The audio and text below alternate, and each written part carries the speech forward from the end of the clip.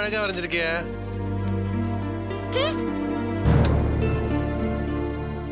என்னக்கா வரைற? என்ன இது?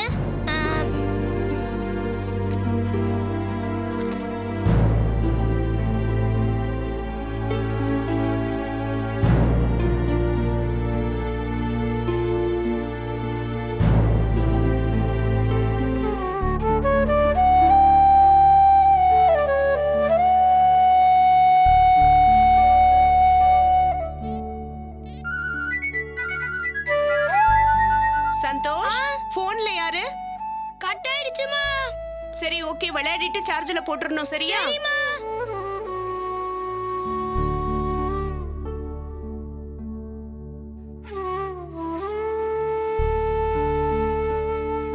யாரு? மோனிஷா தானே? அடே, எப்படிடா கண்டுபிடிச்ச சந்தோஷ்? எங்க அம்மாவும் உங்க அப்பாவும் சண்டை போட்டுக்கிட்டாங்க.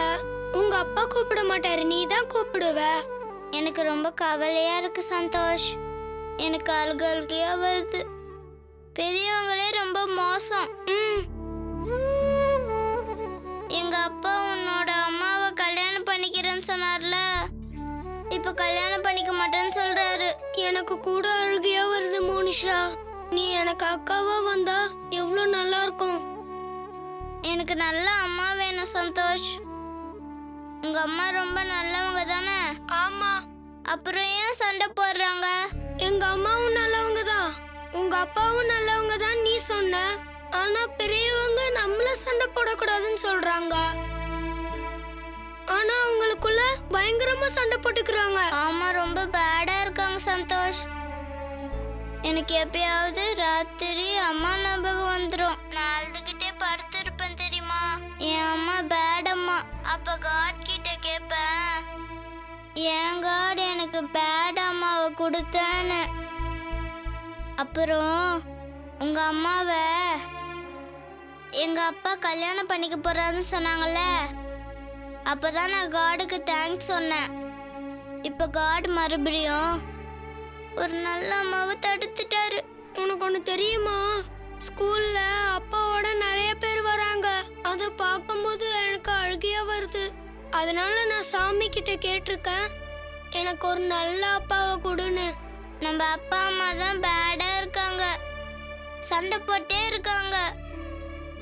இந்த கார்டியன் பேடா இருக்காரு. நம்ம பாவம் சின்ன பசங்க தானே, நம்ம கேட்டதை கொடுத்தா என்னவா? எங்க அப்பா எனக்கு பிடிச்சதெல்லாம் வாங்கி தருவாராம். அம்மா சொல்லுவாங்க, இப்போ அவரு காடு கூட தானே இருக்காரு. இன்னைக்கு நைட்டு அப்பா கிட்ட ப்ரே பண்றேன். ப்ளீஸ் பா, நீ காடு கிட்ட சொல்லி இந்த அப்பாவை கொடுக்க சொல்லுன்னு சொல்றேன். நிஜமாவா? உங்க அப்பா காடு கிட்டயா இருக்காரு? அப்பனா அவர்கிட்ட சொல்லு சந்தோஷ். எனக்கும் உங்க மம்மி அம்மாவா அனுப்ப சொல்லு. நான் சொல்றேன் மோனிஷா, நீயும் காடு கிட்ட வேண்டிக்கோ. உங்க அப்பாவையும் எங்க அம்மாவையும் சேர்த்து வைன்னு காடு கிட்ட வேண்டிக்கோ. சரி சந்தோஷ், அப்படியே நம்ம அப்பா அம்மாவை சண்டை போடாம இருக்க வைன்னு சாமி கிட்ட வேண்டிக்கிறேன். நீயும் உங்க அப்பா கிட்ட வேண்டிக்கோ. சரி, வேண்டிக்கிறேன் மோனி. என்ன பண்ற? யார்கிட்ட பேசிட்டு இருக்க? அந்த சந்தோஷத்தை பேச வேணாம்னு சொன்னானே இல்லையா? டேய், அறிவில்லையா உனக்கு? மோனிஷா கிட்டயா பேசிட்டு இருக்க? பேசக்கூடாதுன்னு எவ்வளவு தடவை சொல்லியிருக்கேன் உன்கிட்ட. எவ்வளவு சொல்லியும் கேட்க மாட்டியா நீ? அவ்வளவு திமிரா உனக்கு? அம்மாடி வேண்டாம்மா, குழந்தைய திட்டாதம்மா. அவன் பேசுனதை கேட்டு நானே ஆடி போயிட்டம்மா. பாவம்மா குழந்தை. என்ன பாவம்? சொன்ன பேச்சே கேட்க மாட்டேங்கிறா. இது பார் சந்தோஷ், இன்னொரு தடவை நீ மோனிஷாவோட பேசுறத பார்த்த அவ்வளவுதான் சொல்லிட்டேன். நீ வாடா குட்டி. என்னடா பண்ற? குழந்தைகிட்ட இப்படியா காட்டுத்தனமா நடந்துப்ப? டேய், பெரியவங்க போடுற சண்டைக்கு குழந்தைங்க என்ன பண்ணுவாங்க? அதெல்லாம் எனக்கு தெரியாது. நடக்காத கல்யாணத்தை நினைச்சு இவன் மேல பண்ணிட்டு இருக்கிறது எனக்கு பிடிக்கல. இனிமே இந்த சந்தோஷத்தை பேசினா அவ்வளவுதான். போடா உள்ள போடா.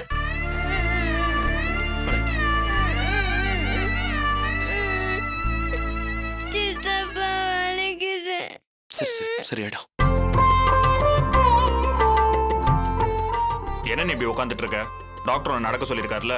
இப்படியே உட்காந்துட்டு இருந்தா நீ குண்டாயிடுவா, அப்புறம் பிரெக்னன்சில பிரச்சனை வரும். என்ன மாமா, நீங்க நடன்னு சொல்றீங்க, அத்தை உட்காருன்னு சொல்றாங்க. நான் என்ன பண்றது? டாக்டர் உன்னை பிரிஸ்கா இருக்கணும்னு சொல்லிருக்காங்க. நீ முதல்ல எந்திரி. இப்படி வந்து நீ அங்கேயும் இங்கேயும் நடந்துட்டே இரு.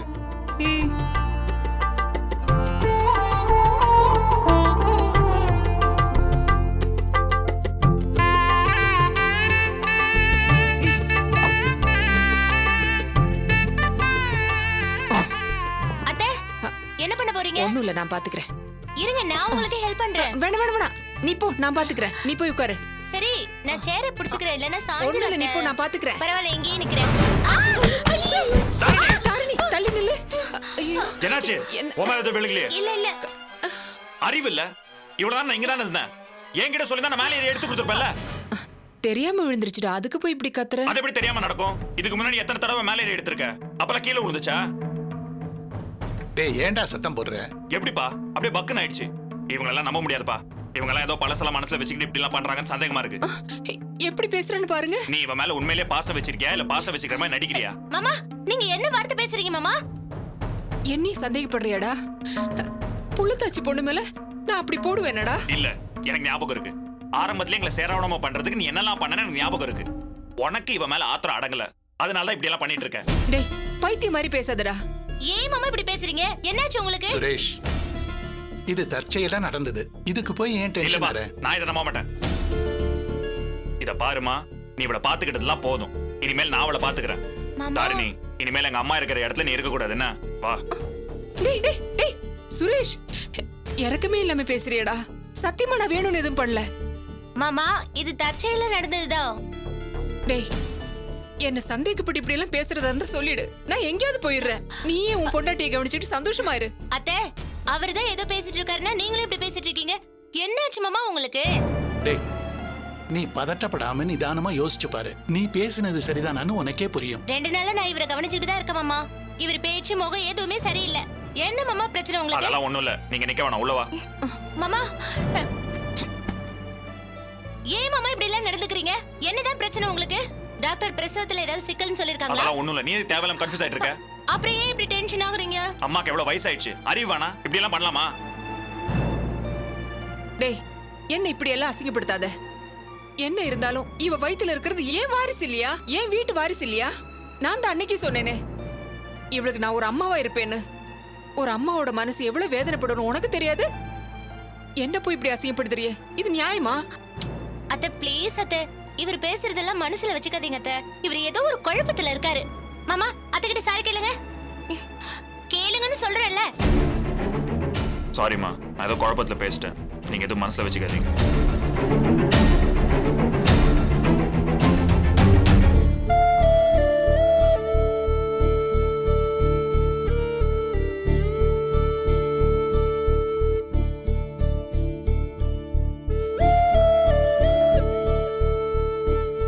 என்னாச்சு இவனுக்கு?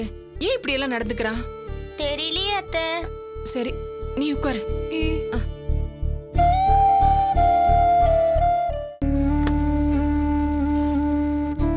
கை நீட்டுங்க. என்ன கையை நீட்டுங்க. என்ன இது?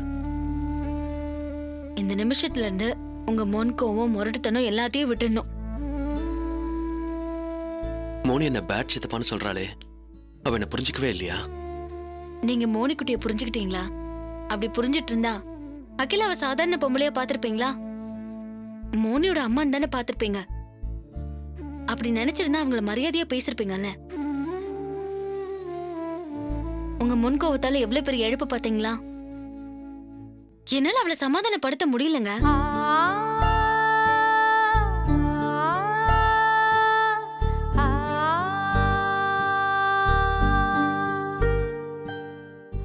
அம்மா இல்லாம வளர்ற குழந்தை. என்னதான் நம்ம எல்லாருமே அன்பு காட்டினாலும் அம்மாங்கிற ஒரு வார்த்தைக்கு எல்லாரோட அன்பும் இணையாகுமா? எவ்வளவுதான் முயற்சி பண்ணாலும் நீங்களும் இல்ல நானும் அவளுக்கு அம்மா ஆக முடியுமா சொல்லுங்க? இந்த வயசுதான் அவ சந்தோஷமா ஆட்டமாட்டத்தோட வளர்ற வயசு. இப்பவே அவ எவ்வளவு யோசிக்கிறா தெரியுமா? அவ பெரிய மனுஷ மாதிரி பேசுறத பார்த்தா எனக்கே திக்குங்குதுங்க. அவளுக்குள்ள இருக்கிற குழந்தை தனத்தை நம்ம கொண்டுட்டோமோன்னு பயமா இருக்கு. அவளுக்கு பிடிச்சவங்கள அவளோட அம்மாவா கொண்டு வர கடமை நமக்கு இருக்குங்க. அகிலாவை அவளுக்கு ரொம்ப பிடிச்சிருக்கு. அதையும் தாண்டி அவங்க அவ்வளவு நல்லவங்கன்னு திலகாக்காவும் சொல்றாங்க. அவங்கள நம்ம வீட்டுக்கு கொண்டு வர முடியாம போயிடுச்சேங்க. இது நம்ம செஞ்ச தப்பு இல்லையா? நான் செஞ்சது தப்புதான் சத்யா. நான் உணர்ச்சிசப்பட்டு கல்யாணம் நின்னு போறதுக்கு காரணமாயிட்டேன். இந்த செகண்டோட உங்க முன் கோவத்தையும் முரட்டுத்தனத்தையும் விட்டு தள்ளுங்க. என்னோட பிரகாஷ் இனிமே அன்பானவரா மட்டும்தான் இருக்கணும். அன்பா இருக்கிறவங்க கோவப்படுறவங்களோட பல மடங்கு பலசாலிங்க. அன்புங்கிறது பலவீனம் இல்லைங்க, அது கோவத்தை விட பலமானது. கோவத்தை எப்பவுமே அன்புதான் ஜெயிக்கும். இப்ப கூட என் கோபத்தை உன் அன்புதான் ஜெயிச்சுட்டு இருக்கு சத்யா. இதுதான் இந்த அண்டர்ஸ்டாண்டிங்க தான் நான் எதிர்பார்க்கிறேன். கோவங்கிறது யானை மாதிரி, அது ஒரு காட்டு மிருகம். அதை அடக்கி கட்டுப்படுத்தி தான் கட்டுப்பாட்டுக்குள்ள கொண்டு வர்றதுதான் வீரங்க. இந்த கயிறு ரொம்ப சாதாரணமான கயிறு தான், ஆனா இரும்பு சங்கிலியை விட இதுக்கு பவர் இருக்குன்னு நான் நம்புறேன். ஏன்னா எனக்குள்ள இருக்கிற எல்லா பிரியத்தையும் சேர்த்து வச்சு இந்த கயிறு கட்டியிருக்கேன். இதை நீங்க அறுத்துட்டீங்க, அப்ப என்னோட பிரியத்தை அறுத்து போட்ட மாதிரி. என்ன அப்படி பாக்குறீங்க? இல்ல, என்னால இந்த விஷயத்துல எவ்வளவு உறுதியா இருக்க முடியும்னு தெரியல. ஆனா எனக்கு தெரியும், எனக்கு நம்பிக்கை இருக்குங்க. என் புருஷன் ஒரு உறுதி எடுத்துட்டா அதுல இருந்து மாறவே மாட்டாரு. நல்லா யோசிச்சு பாருங்க. எனக்காக நீங்க குடிக்கிறத விட்டுட்டீங்க, உங்களுக்குள்ள இருந்த சின்ன சின்ன தப்பான பழக்கங்களை விட்டுட்டீங்க, சுயநலத்தை விட்டுட்டீங்க. இவ்வளோலாம் மாறின நீங்க இந்த விஷயத்துல மாற மாட்டீங்களா என்ன? உனக்கு நம்பிக்கை இருக்குன்னா எனக்கு நம்பிக்கை இருக்கு சத்யா. ஏன்னா எப்பவும் என் மேல என்னை விட அதிகமா கான்ஃபிடண்டா இருக்கிறது என் பொண்டாட்டி தான். என் மேல நீ வச்சிருக்கிற நம்பிக்கையை நான் எப்பாடுபட்டாவது காப்பாத்துவேன். உங்களுக்கு ஒண்ணு தெரியுமா? இதுக்காக தான் நான் என் புருஷனை நேசிக்கிறேன். I love you. எனக்கு இது மாதிரி எல்லாம் சொல்ல தெரியாது சத்யா.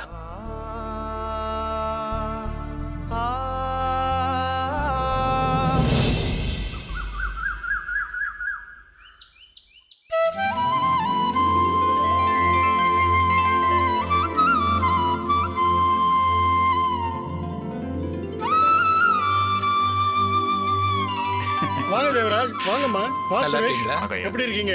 தாரணி நல்லா இருக்காளா? நல்லா இருக்கா. வாங்க உள்ள வாங்க. வாங்க உட்காருங்க. சத்யா, இது வந்துட்டு மாமா. அத்தை மாமா வாங்க. சத்யா. வா சுரேஷ். வாங்க. என்ன மாமா விசேஷம்?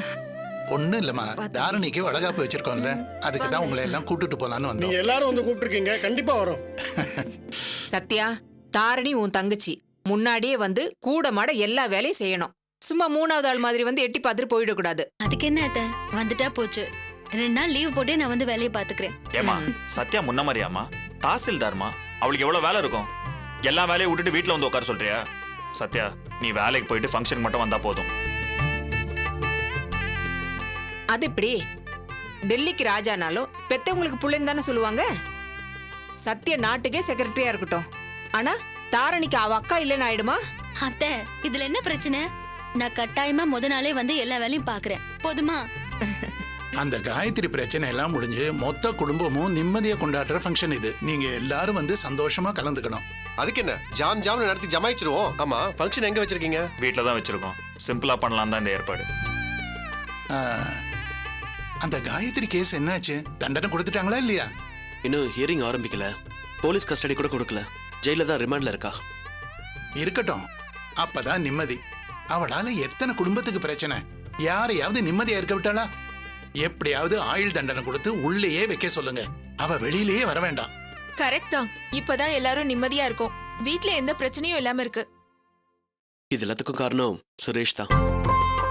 சுரேஷ், இதுக்காக நானும் சத்யாவும் வீடு தேடி வந்து உங்களுக்கு நன்றி சொல்லலாம் நினைச்சோம். அதுக்குள்ள நீங்களே வந்துட்டீங்க. நான் என்ன பண்ண பிரகாஷ்?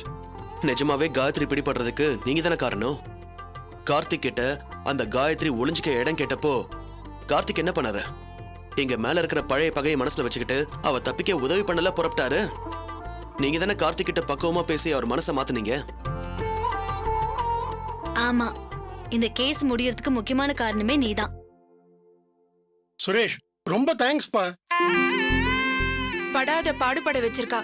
இன்னும் அவ வெளியே இருந்தா இந்த குடும்பத்துக்கு என்னெல்லாம் பண்ணிருப்பாளோ. ரொம்ப புண்ணியம் பண்ணிருக்க சுரேஷ். நீ தீர்காயுசா இருக்கணும். ஒரு டிபார்ட்மெண்ட்டை சுத்தி வளைச்சு தேடியும் அவளை பிடிக்க முடியலையே. கார்த்திக் மட்டும் அவளை காட்டி கொடுக்காம இருந்திருந்தா இன்னி வரைக்கும் அவளை பிடிச்சிருக்கவே முடியாது. நீ செஞ்சது உண்மையிலே பெரிய உதவி. ரொம்ப தேங்க்ஸ் சுரேஷ். ஏங்க என்னங்க இது? ஃபங்க்ஷனுக்கு இன்வைட் பண்ணலான்னு வந்தா நீங்க எல்லாரும் எனக்கு தேங்க்ஸ் சொல்லிட்டு இருக்கீங்க. இது எல்லாத்தையும் விடுங்க. எல்லாரும் மறக்காம ஃபங்க்ஷனுக்கு வந்துருங்க. அது இது நம்ம வீட்டு ஃபங்க்ஷனு. நேரா வந்து தான் கூப்பிடணுமா என்ன? ஒரு ஃபோன்ல கூட சொல்லியிருக்கலாம். கண்டிப்பா எல்லாரும் வந்துடுறோம். ரொம்ப சந்தோஷம் ஐயா. பிரகாஷ், நீ பெருசா சாமி கும்பிட மாட்ட, ஆனா கையில ஏதோ சாமி கயிறு கட்டிருக்க.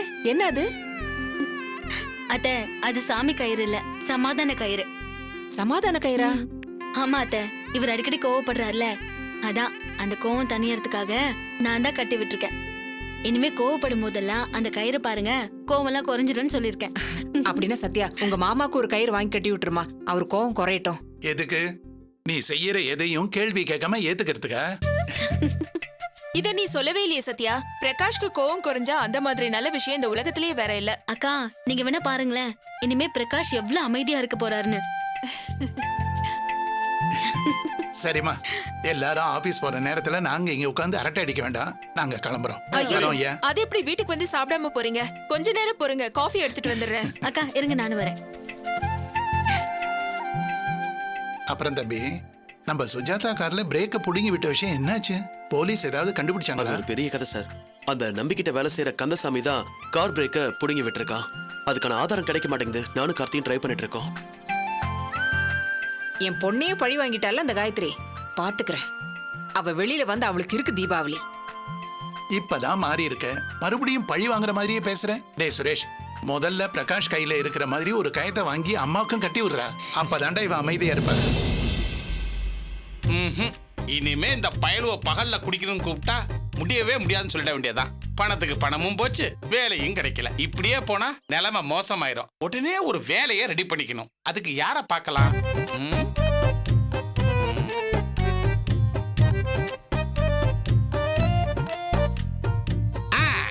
என்ன வினா, சாப்பிட்டியா? நீங்க அன்னைக்கு சொன்னீங்கல்ல, இங்க வாங்குற அரிசி எல்லாம் குறை சொல்லக்கூடாதுன்னு. அதுக்கப்புறம் நான் குறையே சொல்லாம சாப்பிட்டு பழகிட்டேன் தெரியுமா? உட்காரு. Very good Vino. இப்படித்தான் இருக்கணும். இன்னும் கொஞ்ச நாள் அட்ஜஸ்ட் பண்ணிக்கிட்டேன்னு வையே, எல்லாமே ஈஸியா பழகிறோம். அதுக்குள்ள எனக்கு கருமாதி நடந்து காரியமே முடிஞ்சிரும். ஏங்க, உங்களுக்கு நைட் எல்லாம் தூக்கம் வருதா? உண்மையை சொல்ல போனா எனக்கு இப்ப கூட தூக்கம் வருது. ஆனா பகல்ல படுத்து தூங்குனா வேலைக்கு போகாத ராஸ்கலு பகல்ல படுத்து தூங்குறத பாரு, நீ திட்டு வேணுதான் நான் தூங்காம இருக்கிறேன். இப்பவே இப்படின்னா நான் நைட்ல எப்படி எல்லாம் தூங்குவேன் பார்த்தல்ல. ஆனா எனக்கு தான் நைட் எல்லாம் தூக்கமே வர மாட்டேங்குது. புது இடம் வீணா, முதல்ல அப்படிதான் இருக்கும், போக போக பழகிரும். என்ன புது இடம்? உள்ள இருக்கும்போது வேர்வை அப்படியே ஆறா ஓடுது. இதுக்கு நடுவுல கொசு வேற. கொஞ்சம் ஃபேனை விட்டு தள்ளி படுத்தா அப்படியே புடுங்கி எடுத்துருது. அப்ப நீ ஒண்ணு பண்ணு. நீ வேணா நான் படுக்கிற இடத்துல படு, நான் வேணா மாறி படுத்துக்கிறேன். கொசு கடிக்காம இருக்கும்ல. கொசு மட்டும் தானா? என்ன ஒரு மாதிரியா பாக்குற? ஜூஸ் கூட குடிக்க முடியல.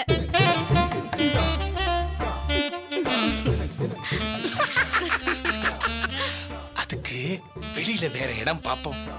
வீட்டுல வயசு பொண்ணு இருக்குல்ல. இல்லனா மட்டும் ஜூஸ் குடிச்சிட முடியுமாக்கும்? இருக்கிறது ஒரே ஒரு ஹாலு. அதுல புலி மூட்டை மாதிரி 5 பேரு படுத்து உருளணும். இதெல்லாம் நல்லாவா இருக்கு? சின்ன வீடுனாலும் புருஷன் பொண்டாட்டிக்கு ஒரு பிரைவசி வேண்டாமா?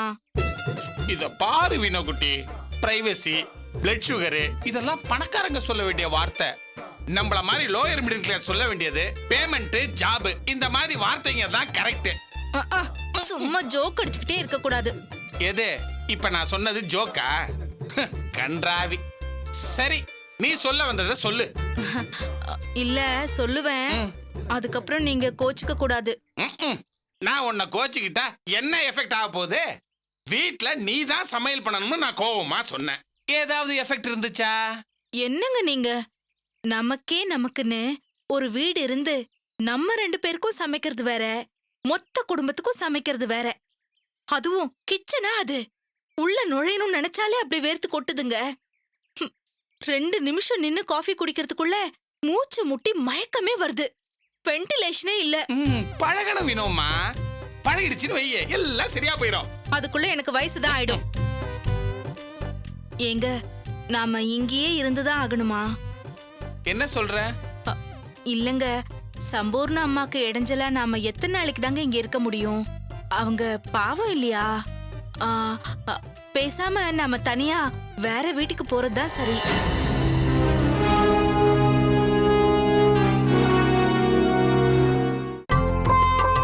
நீங்களே ஏன் தினமும் எங்களை தேடி வரீங்க? வீடியோக்கு கீழே இருக்கிற சப்ஸ்கிரைப் பட்டனை கிளிக் பண்ணுங்க. நாங்களே உங்களை தேடி வரோம். நன்றி.